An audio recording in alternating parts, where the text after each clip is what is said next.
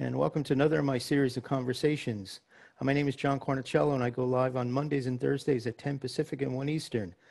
However, this week there's going to be a special Wednesday edition of the conversation with Arlene Evans and George Varanakis on July 22nd, and we're going to talk about photo conferences and trade shows and the state of the industry.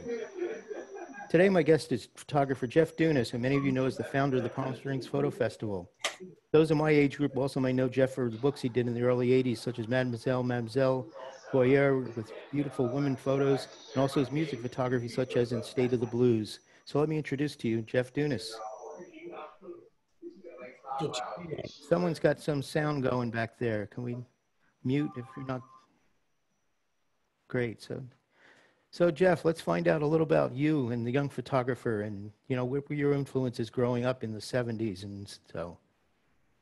Well, I can look at this general audience and see that everybody's about my age here, a little younger, but yes. So I won't take you back too far, but specifically, you're talking about how, the young photographer. I got started, this was my thing since the age of about 9 years old. So I know what I wanted to do. Did you grow up in a big city like LA or New York, or? I grew up in LA. LA, cool. And in those days, it was a bit of a backwater, but it was still a good spot for me to be. It was, I was fortunate to grow up where I did for a lot of reasons. But yeah, you get started and, you just plow forward, right? It just, one thing leads to another.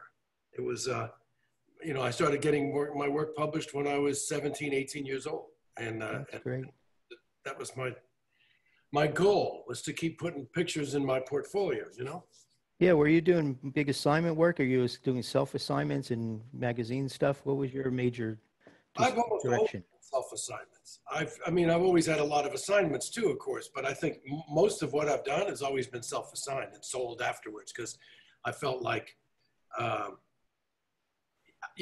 was never in a situation where the phone just rang off the hook and everybody was offering me amazing gigs. I just the stuff I wanted to do, and I would shoot it, and and then I'd sell it. And that started really early. I sold the first pictures that I made to a movie magazine at the time called Movie Mirror. You probably don't remember. Yeah. But it was a competitor to Photo Play. And it was a picture of James Garner that I shot at a racetrack, and I was 16 years old. Wow. Magazine, and the magazine had a West Coast office, which was near my high school, which was kind of strange. That's how it started. It's just, it was a fortuitous. And then I went to, then I started shooting stuff for Time Magazine and what was the other one? A TV Guide. I did some jobs for TV Guide when I was 18, 17. But I was lucky because I've gone to a high school with the kids of a lot of famous people. Mm-hmm. And I'm somehow able to work my way into shooting home layouts of these famous people in their homes. And selling them to Photo Play, which I did, when I was 17 and 18 years old. And in those days, I got $500 a day plus $100 for foreign rights. Great. And my overhead was $133 a month for my apartment, so that was okay. Uh-huh. So how did you get into photographing women? Well, that was always there. But I'll tell you something. How that started was not just because I love photographing women, which is my eternal joy. I love to do my work with women and nudes, but what really happened was, in those days when you worked for Time or TV Guide, you got a half a page in the magazine for a $250 day rate, and your photo credit was in the back in a little caption box with everybody else's names. And those pages looked crappy in your portfolio. They didn't look that good to have a half a page and then some other guy's picture on the other half of the page. And whereas when I went to work for Playboy and We and those magazines back then, they would give me 8 pages and a big photo credit. So that was really like the incentive. Yeah, that was great. Okay. That was good. So, and I took pride in the fact that I was sometimes photographing women that were older than me for centerfolds, which was fun. So you also ran some magazines with Collector's Photography and Darkroom Photography. How did that come about? Well, I started to publish books of photographs. First book that I published in the United States was my own book called Captured Women. Yeah, I think there's a copy of it on my shelf back here. Yeah, that's an interesting story in a way, because you get back to self-starting, and in this business, you get off your chair and get working, you get moving. You don't really, uh, you just don't wait for the calls to come in. You got to make things happen. And in those days when I did that book, I'd been working for Playboy for a while. And I was actually working essentially for a guy my father's age who really liked girls in, lavender garter belts and nail polish. And the girls that I knew, wore shirts like mine and didn't put much makeup on, and certainly didn't have any stockings and garters or anything. And I was much more interested in shooting women that I knew. So I took the pictures that I wanted out of everything I did for Playboy, and I put that book together. And I went to the Frankfurt Book Fair in I guess it was 79, maybe? Could have been 79. Or I think it could have been 80. I'm not sure. Now that I think about it, it was probably 1980.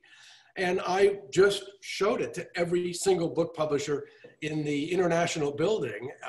I had the advantage of having been introduced and come to know pretty well the man that owned the French version of Playboy and the French magazine called Louis, which was really a great publication in its day. And his name was Daniel Philippaki, and he's in France, probably he's the ultimate press baron, had been. Not at that time. At that time, he had his own small group of magazines, probably 6 or 8 magazines. But he later went on to buy Hachette Publications, and he bought Elle magazine, and he bought Paris Match, and he became the biggest publisher in French-speaking world. But at that time, I knew him personally through another introduction, strangely. And so he agreed to be the lead publisher on my book, and which meant that he was going to take care of the printing. And he would be the lead publisher of the French edition. I went to the Frankfurt Book Fair and found 5 other foreign editions for it. So before I really, was done, I had 6 languages of that book published, over 120,000 copies in hardcover. And I was, I think I was 29 years old. So it's possible. If you see it, you can do it, and Yeah. I just say that to all of, anybody who's listening. If you can imagine doing something, you can do it, because that's the hardest part, is to visualize it. So I did it. I ended up with this book that, but I couldn't find an American publisher. That's what I meant to say. Yeah. The American publishers were skittish. The only book that had any beautiful nudes in it at the time was one Helmut Newton book, and then a series of kind of like nonsensical David Hamilton books from the mid-70s or something. And so I published it myself, and I got Grove Press to distribute it. And that's how it started. So then I had a publishing company. And in order to take me seriously, I needed to produce more than just one book. So I started producing other books, and ended up printing 20 books of photography from 81 through about 86, 85. And then I started a magazine called Collector's Photography. And it was a fine art magazine about the art of photographing the nude, which was unusual, and, but it was at a really bad time, I have to say. Ronald Reagan was president, and that magazine was constantly being racked behind the karate titles and things like that. Very hard to get that to work. And I was on newsstands printing 100,000 copies and selling 45,000 copies, which is still really good. But it meant that they were trashing 65% of my print run, and it was tough to get that happening. We did 14 issues though. And along the way, I bought a magazine called Darkroom Photography, which was strangely owned by a company called Trailer Life at the time. I don't know why. Trailer Life is this big, it's kind of a big compendium of great trailer parks in the United States, and really random that they ended up owning that title they bought it from the founder, a guy in San Francisco. So I bought that title from him, and I changed it to Cameron Darkroom. And so then I had these 2 magazines I was editing and publishing, and I hired, I had a staff of like 15 people, and offices down on Melrose Avenue in LA. And, I found myself in this business, and I thought about it a lot. And in my early 30s, I just said, you know what, this isn't really what I want to do. Yeah. So I sold it, and I went back to shooting pictures and moved to my studio in New York City. Yeah, in a different way, you had another book, State of the Blues, about musicians. How did that come about? That came much later. I did fashion work and celebrity photography for 10 years. And then, which was ideal. And by the way, the whole time that this was happening, I was living in France most of the year. So over 20 years. So I was fortunate in that I had a lot of connections in France. And I worked for a lot of American magazines while I was in France. And when I would come back to the United States, I would take all these assignments from the French magazines. So it's kind of a good situation. It worked for a long time. And, Yeah. you know, but again, I was an editorial photographer, which Hmm. today is an anachronism. Yeah. In Voyeur, your credits and acknowledgments list Ronnie Spector doing makeup. Is that the Ronnie Spector? Yeah, Great. The singer of the Ronnie and the Ronettes. yeah, exactly. Well, I had friends that helped. Yeah. So you said Yeah, you it's went to, self-assigned, you know, self-assigned. I would find somebody I wanted to photograph and I would do the jobs and, you know, I financed it myself and hmm it was a good time, you know, to do that. And I don't know today whether I would have the energy that I had then to do it. Because, I was carrying around these 4 anvil cases on wheels. And literally I had this system where had so much of these cases and they were so huge and weighed so much. So when I get out to the curb at the airport, I would chain them together with a padlock to go back so I could get the others. And, you know, hiring 2 taxis to take me to my hotel and stuff. It was insane. You know? yeah, stuff has come down in size a bit since then. Yeah, yeah, yeah. Today I would travel around with some LED lights and one camera system and call it a day. Yeah, I don't know if people are familiar with the Palm Springs Photo Festival podcast, but there's something they should all go listen to. In a recent episode, you had started talking about meeting Irving Penn. I'd like to Yeah, hear a little bit I know. about that. Picked up on that. Yes. You know, okay, so everybody's idol is Irving Penn, was Irving Penn. And I had found a copy of his book, of his first book, a beautiful book. And it was a mint copy, and I paid $800 for it. You could have picked up copies of that book from, you know, in VG++ condition, basically really nice, for $500. But this one was like out of the box. Mhm. It was like somebody had left it, you know, untouched. And I bought it. And when I was in New York, I called his studio and I said, I'd like to bring, hey, Robert, I said, I would bring this book down to get a signature if Mr. Penn would be willing to sign it. And the assistant said, yeah, no, that's not going to happen, pal. Mr. Penn doesn't sign books anymore. And I said, well, look, I'm just going to bring him the book and I'm going to bring him a copy of a book of mine called American Pictures. And, you know, he can keep my book. I'd like him to have it. And if he doesn't want to sign his book, I totally understand. So I dropped it off and you know, the assistant just looked at me like, you didn't hear me, pal. He's not going to sign this friggin' book. Okay. I gave him my book and I did that. So at 8 in the morning, I'm back uptown on West 86th Street. Now Penn Studio is on 5th down by, on 20th Street or something. And I get a call from his assistant. He says, Mr. Penn would like to see you in 45 minutes. It's like, yeah, wait a second, you're kidding me. And so I bolt and I get myself on a train and I get across town and I get to Penn Studio and I go up the elevator. Now this is really an exciting moment. And I ring the bell and Irving Penn opened the door. And he said, come on in, would you like some coffee? And I said, I'd love some coffee. So we sat at this little dinette table for an hour in his studio and just talked about my book. He liked my book very much. And he signed, at first he started to sign my book. No. But thank you, sign your book. And, so he did. He signed the book to my wife and me. And he talked all about, you know, my book for an hour. And I was able to ask him some questions and chat with him. But I honestly don't remember that much of that conversation. I was so amazed to be sitting with him. That's In great. Penn Studio, where like every picture you ever saw of his was made that, you know, wasn't a location. And he told me some stories, but he said, I think you probably know that I've always used my commercial work to finance my fine art work too, as though I didn't know who he was. And I said, yeah, I think that's common knowledge. I think we all know that. And, you know, so he was a real, there probably will never be another, you know, unique person in the photography world quite like him. A towering figure. I mean, there's major photographers, but a towering figure like that with that kind of activity, we'll probably never see it again.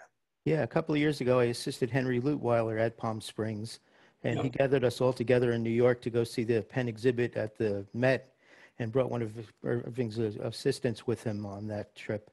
And then we stopped at the Strand bookstore on the way home, and I found in this magazine section for $15 a book that was created for Irving Penn's memorial that are photos of him at work in pristine condition that I haven't even really been able to find located anywhere else. If you So want to that send was my big find there. I'll take it. So let's see. In Captured Women, you mentioned maintaining a large studio that you rarely used. Is that, I remember a conversation with Greg Heisler about a similar situation where he said one day he realized over the years he spent $1 million on rent in a studio he never worked out of. Well, when you're in New York City, it's financially not really feasible to buy a studio. And it's the rare photographer that owns their own. And I know a bunch of photographers that do have their own studios, but it's complicated. So the advent of rental studios in New York in the early 80s transformed everything, because up until then, I had to have a studio in New York, and I couldn't really afford to rent one, but I could afford to buy it, because at the top of the recession in 19, I don't know, I'm trying to think when that would have been, 88, I guess, the interest rates in New York were 18%. And I went ahead and bought a loft in New York for 10% down. And I managed to get the loan and everything. Now, at 17%, they were giving these things away. No one was buying it.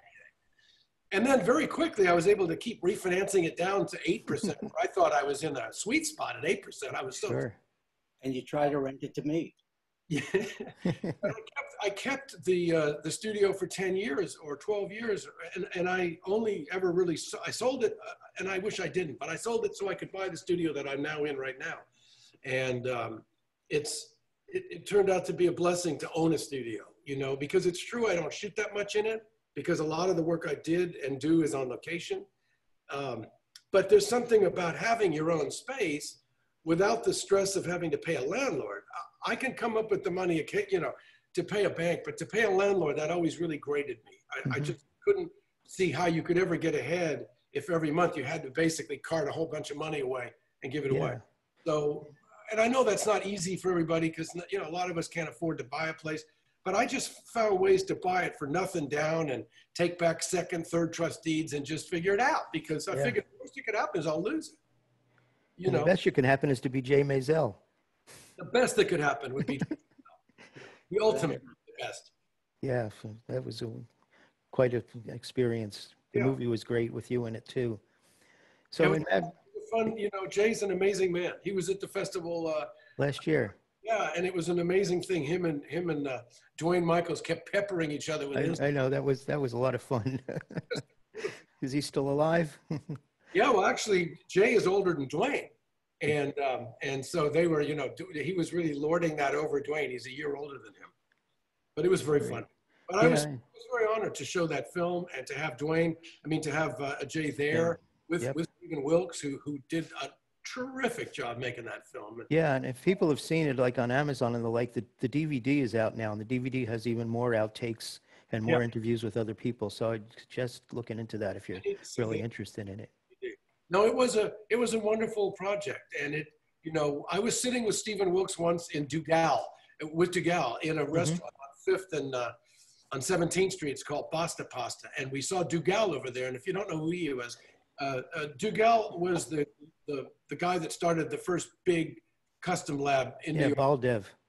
Yeah, Baldev, owned by an Indian man, and before you know it, in 5 years, every lab in New York was owned by either a member of his family or a former employee. Right, Babu was another one. All of them. There was tons. There was just tons. And we were all sitting together, and Stephen was talking about Jay had to move, and we all got our heads around what that meant, that Jay was moving. He was going to move a 5-story building somewhere, filled to the brim with stuff that we'd all seen. And it was an interesting conversation, and Stephen was just embarking on that project at the time. And it was wonderful to see that come to fruition. Stephen is, by the way, a phenomenal photographer. Yes. And a great guy, and just a real hero. So, yeah. So in Mademoiselle, you said an image unseen is an image without a life. And that seems so true today. Do you think that a photo doesn't exist until it's printed? Well, does a tree falling in the forest make a sound if nobody hears it? I think that if you don't get the work out there, unless you just derive great personal pleasure out of shooting it, which makes you an amateur, and that's nothing wrong with being an amateur, but if you are a professional, if you really are passionate about having a voice and being able to communicate through your medium of choice, then if it's sitting in a drawer, what good is it? Yeah, I think this came up in your talk with Peter Crow in one of the Palm Springs podcasts recently. You know, what's going to happen to everyone's photos that are just only exist on their phones and the like? What happened to the old album? I recently ran across some albums from the 40s and 50s of my parents that I hadn't seen before, and it's really great. I don't know what's going to happen to people in future generations. Well, Peter Krogh was helping me to figure out how to organize the pictures in my drawer. And, if you all haven't got a very good system of digital asset management, he has a book called The Damn Book, and I highly recommend it. You can buy it online. It's called The Damn Book, Digital Asset Management. And if you don't start working on it now, it's going to get away from you. I can only say that. Yeah. It's much got away from me, and I've been working on this for years. So, I have 1 million images, and to digitize 1 million images is not really, a normal person wouldn't attempt to do that. But also, as my wife always said to me, why don't you just go through all your stuff, pick the best pictures you got, digitize them, super high res, and then call it a day. And I said, I won't live long enough. It's a problem. If I started at 25, I'd still be done at 60. So I said, look, that ain't going to work. The only other answer is to just digitize everything and somehow bring it into some cataloging system and like Lightroom and, use that technology today to whittle it down to the best work and then either print it and or publish it and or make books with it, because otherwise your children are going to erase your hard drives and put music and videos on it. Yeah, also in that same conversation, you brought back memories of Balcar strobe equipment. Those French metal plugs that used to arc all the time. Yeah, you want to see one? I have a head right here. Did you ever work with the big Ascors? Yeah, that was a little before my time. I never had any Ascors. The first strobes, I reluctantly moved to electronic flash because the people at Playboy said, you've got to start using flash. Mm-hmm. And I basically was going to lose my job if I didn't figure out how to use flash. So a friend of mine said, it's really easy. You put up a great big sheet, you pop the flash through it, and you pretend it's a window. Okay. And you're right. I mean, that sort of started me off on this whole journey of electronic lighting. Yeah, it was Balcar and then Comet, Flash Clinic with Peter Liu and Larry Farrell was where I used to get all my stuff back then. Yeah, I'm looking at a Balcar head right now. You know what light is light? I've got Pro Photo heads, I've got Balcar heads, I've got Godard heads from France. I bounce light off walls and off a lot and use light modifiers. So I'm cool with the fact that it's just light, Great. I like to hear that. Yeah. So most of the people around here probably know you from the Palm Springs Photo Festival, which you started about how many years ago? 2006. Okay. So how do you distinguish Palm Springs from other conferences? I taught at a lot of different events over my years, over the years, and I can say that I never really felt that they hit the mark. A lot of them are really destined to bring retired dentists and wealthy people or hobbyists to an event and learn to take better pictures. And I always thought there was something missing for pros, a really hardcore, serious group of pros to get together. And the reason was because every time I got together with a group of my friends, the conversation was just phenomenal. I really enjoyed the interaction with people who are my colleagues. And in my world, about almost 40 years ago, I started inviting groups of photographers around between Christmas and New Year's to a big breakfast. And we've been doing it every year ever since, literally over 40 years of this. And since I was a young guy, and the interesting thing about that was those conversations. And I realized that there was nothing really out there for us. There were trade shows, there were some regional little festival events that called themselves festivals, and I'm not putting them down. I mean, they have their place. But there really wasn't anything where you brought the people that I knew, these legendary guys and women, and I knew them in part because of those magazines I published. Because I would publish portfolios of their work and go interview them and got to know them, and that was in the 80s. So I've known these people for decades, and I knew all the people that I worked for decades. So when I got the idea to put this together, I called all the ad agencies and all the art directors and photo editors I'd ever worked for, and I invited them. I figured, what the hell have I got to lose? And they came, and turned up, and it grew from there. I realized that I was in a position, I could do it, is what it is. And Yeah. that's what I got to you, what I said earlier about if you can visualize it, you can do it. When I started to realize that I had the elements that I could put together, I knew the people, I knew the business. I'd been in fine art for years. I've been doing commercial work for years. I've been in publishing. I did all this marketing stuff. Put it together, and I could create an event that I would like to attend and not want it to end. And, you know, that's kind of how it started. It started small. It was very grassroots in the very beginning. Mm-hmm. And it kind of grew exponentially to what you see now. And, well, up until last year, this virus bit me in the backside. Yeah, yeah. So it seems that a lot of the instructors for Palm Springs are not on the circuit of conferences. You know, for some, this may be the only place that they ever teach. And I think that's great that you can get these people in. Sheila Metzner was great, and just other people we've seen there. Well, So, the list of our instructors is remarkable, and I'm humbled by it. You know, when I put the call out that they choose to come and be part of our program when they don't, you know, when they're not out there. The point of it is, this is not a conference where I wanted to bring educators on board, as you know, John. It's a conference where I wanted to bring legendary photographers to inspire people, because no matter where we are in our careers, it's inspiration and reinvigorating a passion that we have is really what it's about. And I knew that these people that I had the opportunity to hang out with would be inspirational for all of us. And, you know, I'm honored that they've taken me up on it and continue to do so. yeah, I mean, it's a great family feeling there, too. You know, I've been involved for a few years. This is going to be my 4th year. And I've made some deep friendships with industry folks from around the world. So what made you select Palm Springs as the location? You know, you may all have heard of the Arles Festival in south of France.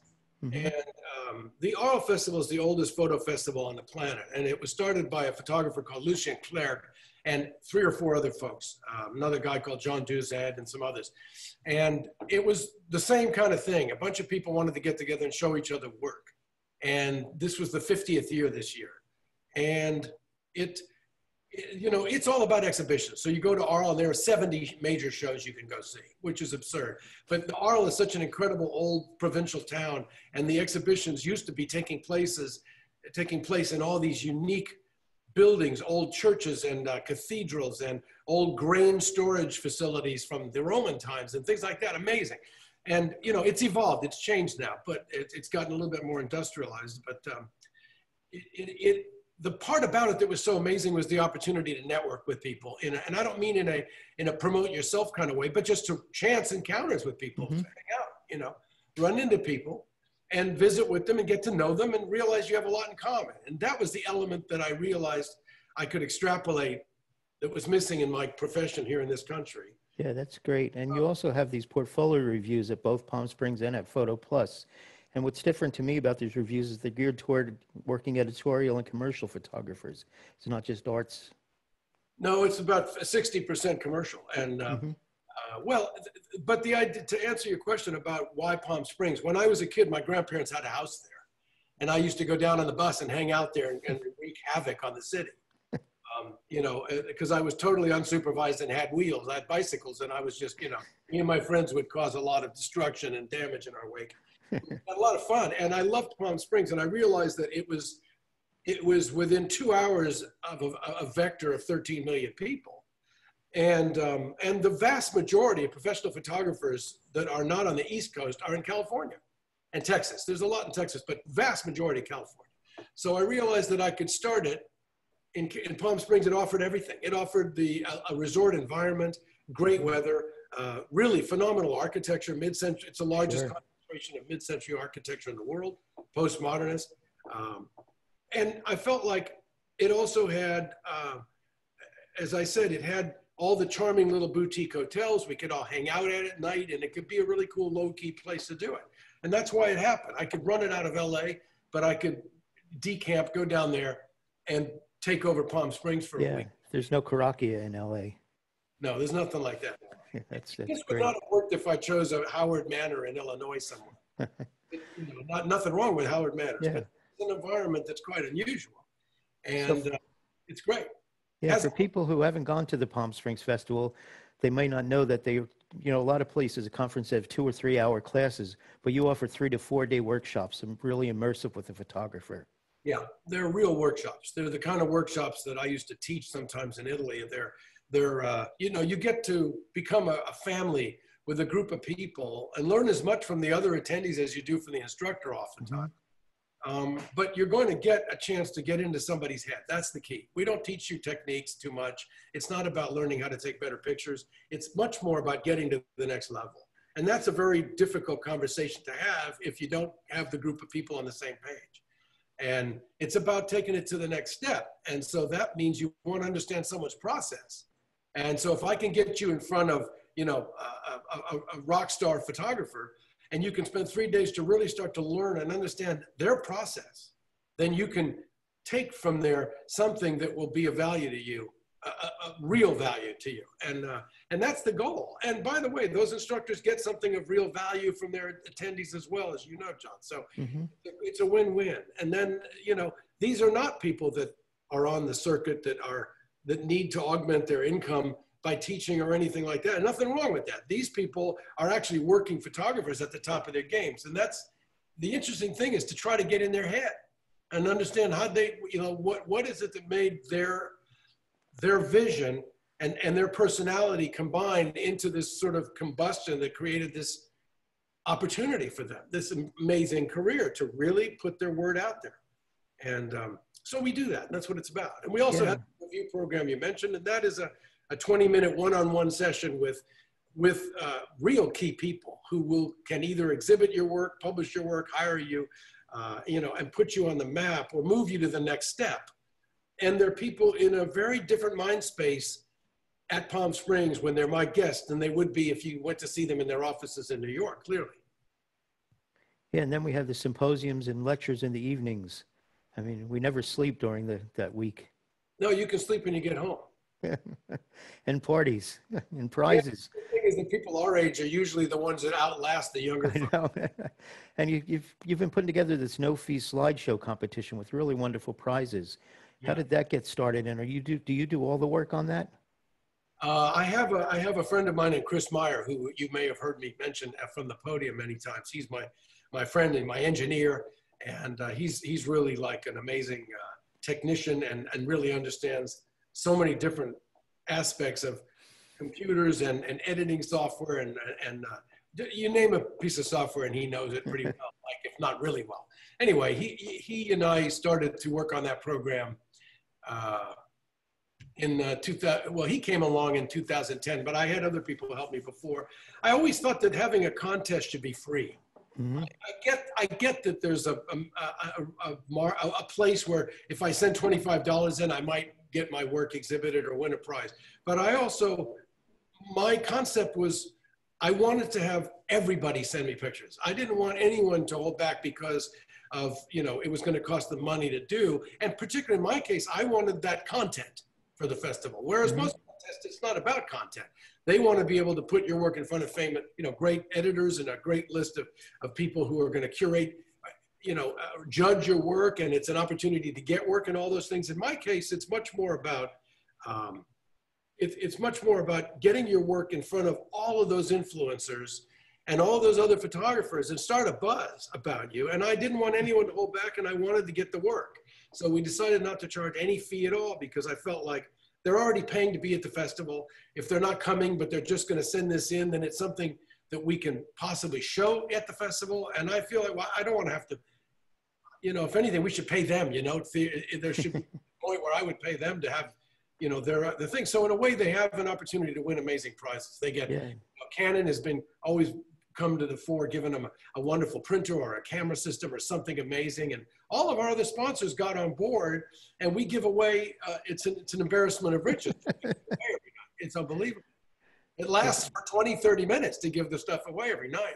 I know, that's great. And last year you had this opening slideshow with this powerful piano piece playing behind it. And I think it was on Thursday night, at the end of the slideshow, the curtain lifted and you had the pianist actually playing back there.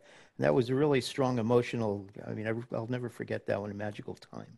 Yeah, that was a beautiful moment. I met him at a place called the Chateau Marmont in LA. He was playing, and he's so gifted. His name is Jason Pelzy. And I was listening to one of the things that he was playing that sounded a little bit like it could have been on a church organ. It had this insane vibe, but I started seeing visuals to it. And I asked him if I could get a version of that for the slideshow. And I showed him what we had done in the past. And he wrote a piece and he sent it to me. And we cut the slideshow that we show every night, which is a large mix of all the instructors' work. So you're seeing like just kick-ass pictures of all these great photographers in this syncopated visual that lasts about 3 minutes. And it's such a great piece of music. And then I got him to commit to come down, and we got a grant. We got a Steinway Grand, 9 foot. We hid it behind the curtain. We mic'd it, we lit it. And then on the last night, as the credits were rolling up with all the names of the photographers that we had just mixed into this piece, as the curtain came up, the music had continued. People thought we were still playing the music, and he was there. And he kicked butt. He knocked it out of the park, and everybody leapt to their feet. And he had a standing ovation that lasted like 3 minutes. It was just amazing. Amazing. Yeah, that's great. So how many people are actually working with you on the festival through the year and that week? Well, through the year, it starts out with basically on August 1st, there's 1 employee. That's me. And then by December, there's usually about 8 to 10 people working for us. As we get closer to May there, we end up with about 15 to 18 people here, maybe 20. Some of them are interns and most of them are our core staff. And by the time we're in Palm Springs, we're about 125 people. Great. We have over 100 volunteers every year, maybe 115 some years. Yeah. And so we house most of them, many of them. We feed them all every day, and we plug them into the areas of the festival that they want to be in. And they bring their expertise and their enthusiasm and their passion to the event, and that's why we can do it. It's a pretty big scale now. Without 125 people, there'd be no chance to put it together. Great. So the classes are not gear focused, but there's plenty of gear there. I mean, you can try out, you can borrow cameras from a lot of the companies. You borrow lenses and take them for a day or two. Tech reps are there to teach you about the gear. You can get things cleaned and the like. So your sponsors are a really big part of this too. Oh, there's 4 legs to this table. Without one of those legs, they would just tip over. And that is, clearly it's the attendees, and then it's the faculty, the sponsors, and then it's the volunteers. And that's what it takes to do an event like this. Yeah, so we're very gear-centric. We're all about technology, and our logo includes that. It says education, inspiration, and technology, and that's because the tech is a big part of it. But the tech is we're not really going to teach you about depth of field and and shutter speeds and so on. We try to see if we can bring you from the ground level. We assume you're already on the 2nd or 3rd floor. We want to take you to the penthouse. But if you're still on the ground floor, it's probably not the event for you. You're going to find yourself overwhelmed. Sure. But on the tech side, all of our sponsors bring the gear, and they are there to loan that gear out to all the people, not only in the workshops, but anybody at the festival can borrow that gear and get a demo from the sponsors themselves. And we have special discounts. And Sammy's Camera, for example, has 2 pop-up stores every year at the festival, and you can buy the gear with remarkable festival pricing. And it's all about pro gear and pro photographers. Yeah. Technology is a big part of it. And this year you have a wet plate collodion class listed. So it's not just an alternative process class. We've almost always had that. That's great. That's great. We can take you from the 19th century to the 21st century in 1 week. Great. So Jeff and I have been hogging the conversation here. Does anyone in the audience have some questions or comments they want to make? Yeah, this is Jim Taylor, John, and Jeff. Nice to meet you, Jeff. Fascinating. Thanks for being here.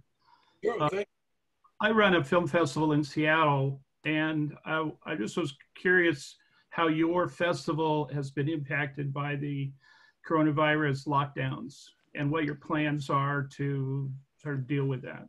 Well, so it's like somebody took out a howitzer and opened fire on it. That's about how it was affected by it. It completely dropped us in our tracks. We were 6 weeks out from the festival with 15 people here, and we've been working on it already for 120 days. And, we really crank up big time in November and December. And January, it's all happening, man. I had everything going on. And it stopped dead on March 12th, just like brick wall. So I guess it couldn't have had a more massive impact. And then there was this question of uncertainty that unfolded because we thought maybe this was going to last a couple of weeks.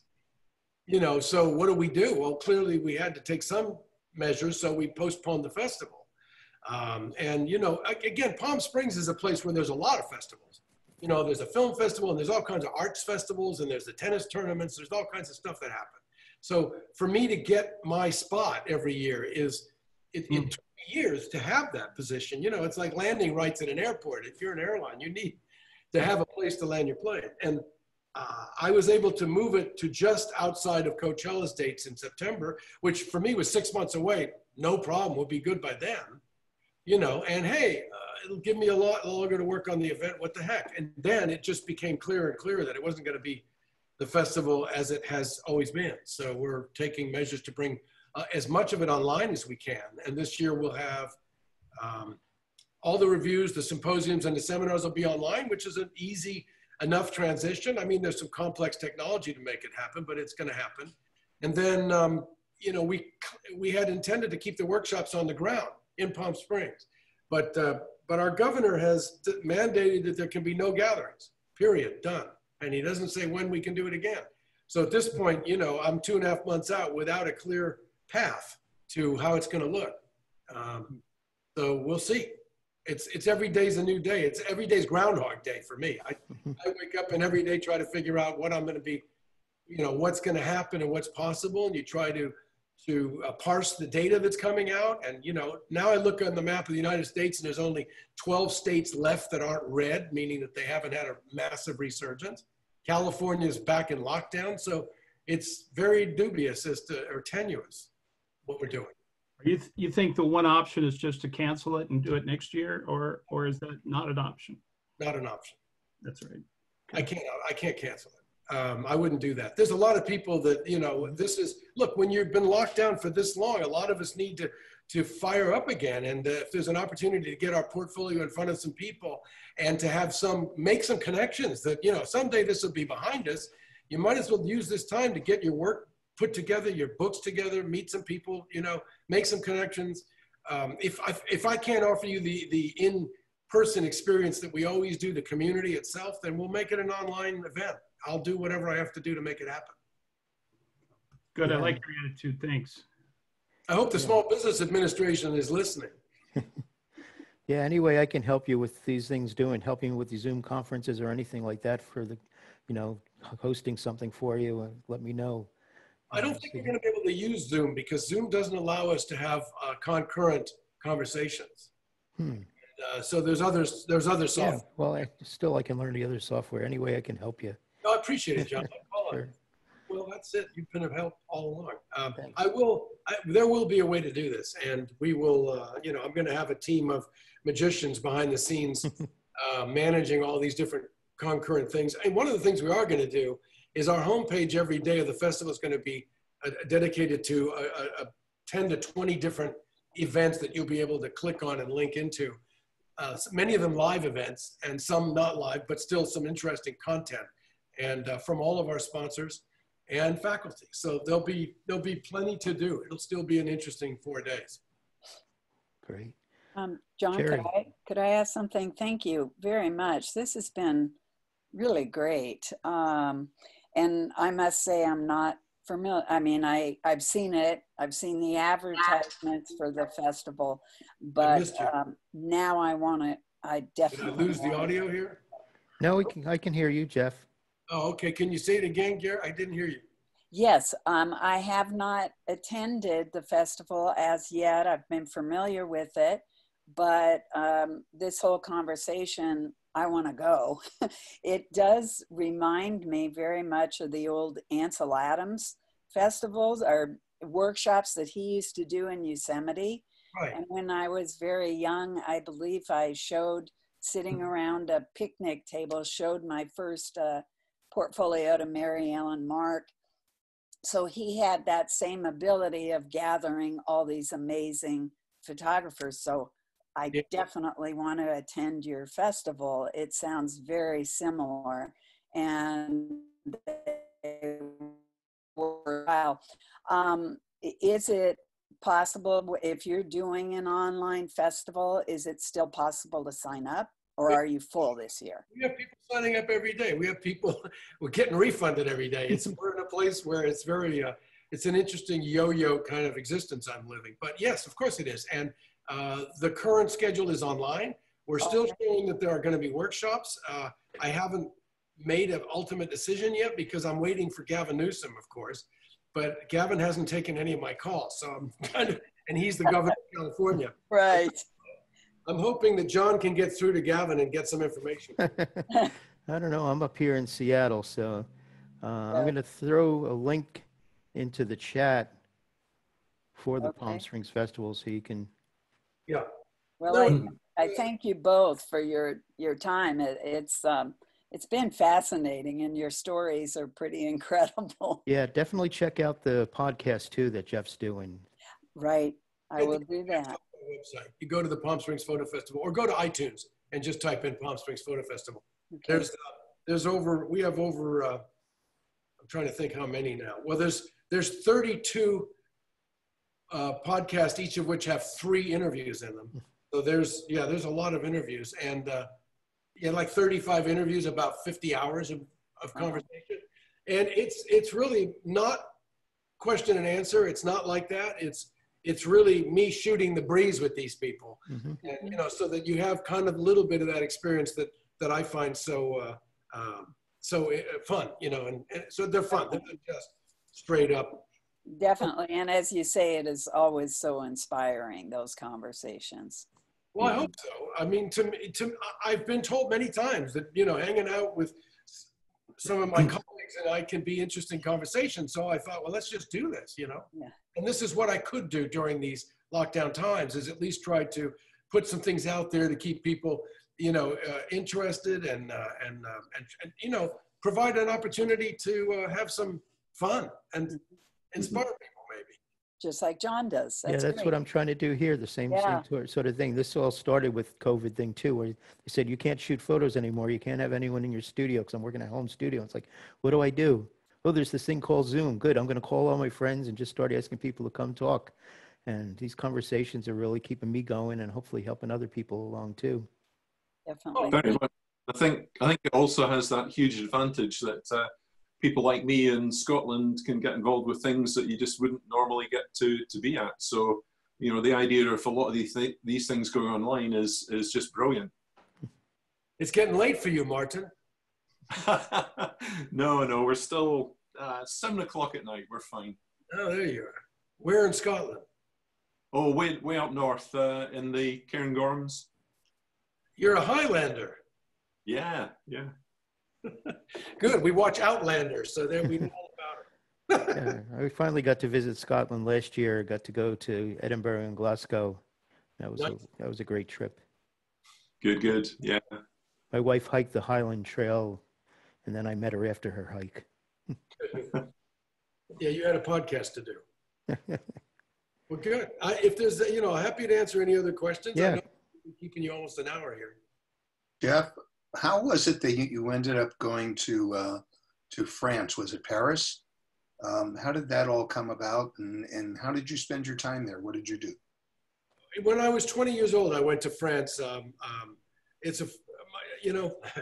don't usually put all this kind of information out there, but my father played Wimbledon when I was 20 years old in the senior doubles, and he won. And I went to England to watch him play. He was a major tennis player and an amateur. He didn't ever play as a pro, but because back in his day, a pro was a guy that worked at a country club. They didn't have, kind of professional tennis the way it is now. But he won, and I went to watch him play, and then I went over. I was working for the magazines at the time, so I went to Paris, and I went to meet Daniel Filipacchi and some of the other people that I had introductions to, and I stayed there for 23 years, basically, in a nutshell. And the first couple of years I lived in London more, but I commuted to Paris, and then moved to Paris in '76 and stayed there till 96, about 95, 96, and then I still go for 2 or 3 months a year. I still am in Europe a lot. And it's what gave me the scope to bring this kind of conference together in a way, because I knew the whole world scene in Europe as well as I did what was happening here.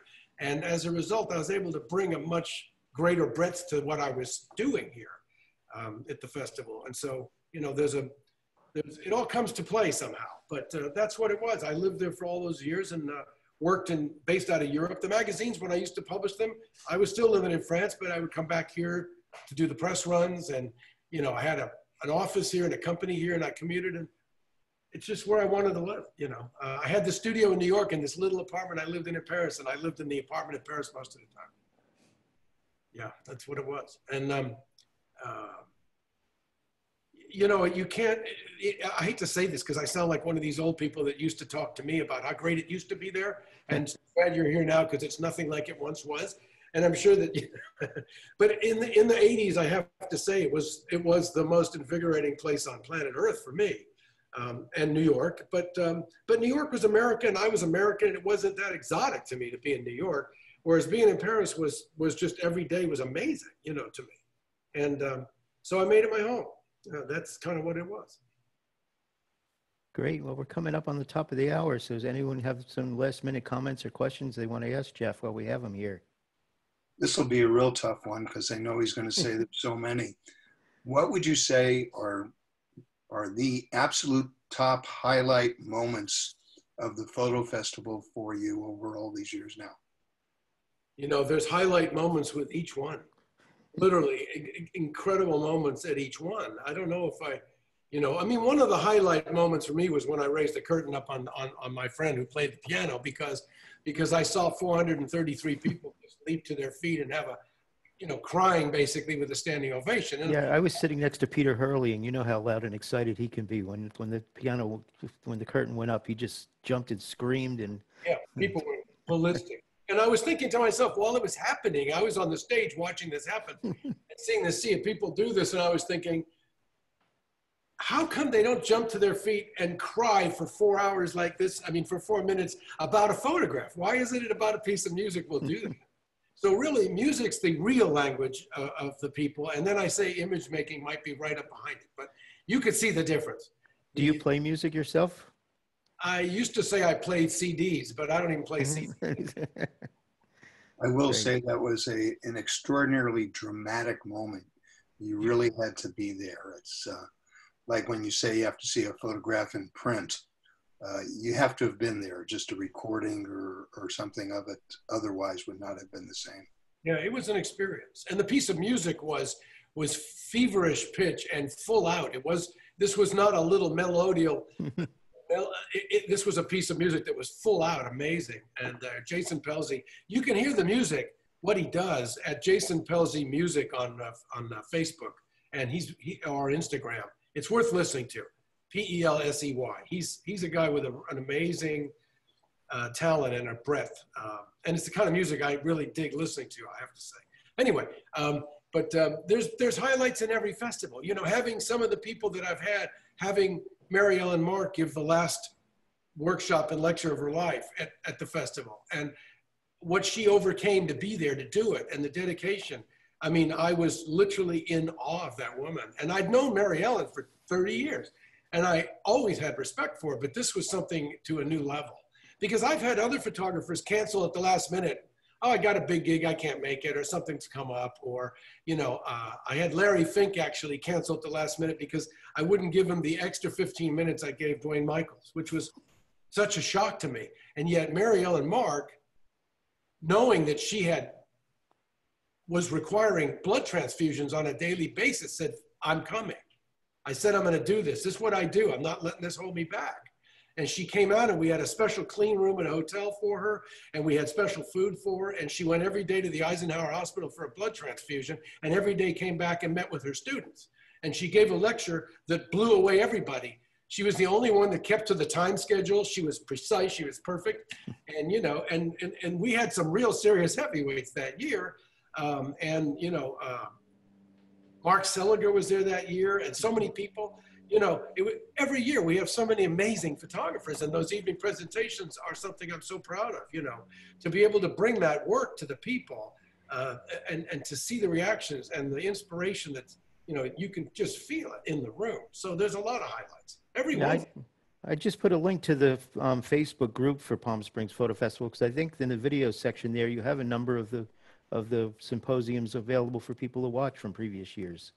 Actually, I think those are on you can see some of those if you hunt around on it's not Facebook, it's YouTube or no, Vimeo. oh, Vimeo. Okay. Look us up on Vimeo, and you know they're there. Most of them are there, and it's yeah. You can actually see the symposiums as well. And these symposiums that we do every day are these conversations with industry heavyweights about current things that are happening in the industry. And you're never going to get inside information like that anywhere else. I've never seen anyone else be able to draw that out of them. And this, somehow or another, in the context of Palm Springs, there's a certain sense of wanting to share things as they are and really go into deep discourse. And we get a lot of things talked about that are of real interest to everybody. And we put those online as well. Yeah, it's so different from the 70s and 80s when photographers didn't want to say what they did. Everyone was going to steal my secrets. Yeah, exactly. No, that was true. When we were young, there was really not much sharing going on, although there was isolated pockets. You know, you had Brodovich and his class in New York, and you had Ansel in you know, up in Yosemite, but there weren't much. There wasn't much. And there's nothing wrong with studying with a great teacher, because I have nothing but respect for teachers, and particularly if they're inspirational teachers. But there's a different aspect when you spend 3 days with someone who's a hero. You know, that's very different experience. It's But you also find out that we're all humans too. Yeah, of course. Yeah. We can connect on so many levels. Teachers that are just off the chart, who are amazing teachers, but yet they're at the top of their games as well. There's not many of those who love teaching to that extent. We have those people. We have Sandra Miller, we have Frank Ockenfels, and people that I bring back every year because their classes are transformational. It's good. Great. Well, I think we're about done here for today. So I want to thank you all for joining us, and especially thank Jeff and everyone. Check out the Palm Springs Photo Festival, and hopefully we'll see you there online if it has to be this year, and in person soon again. Yeah. Really looking forward to that. So let me stop the Facebook feed. See you, Martin. Thanks very much. All right. Take care, everybody. Good. Be well, all. Thank you. Cheers. Bye. Thank you. Nice seeing you, Jeff. All right. You take care. Thank you.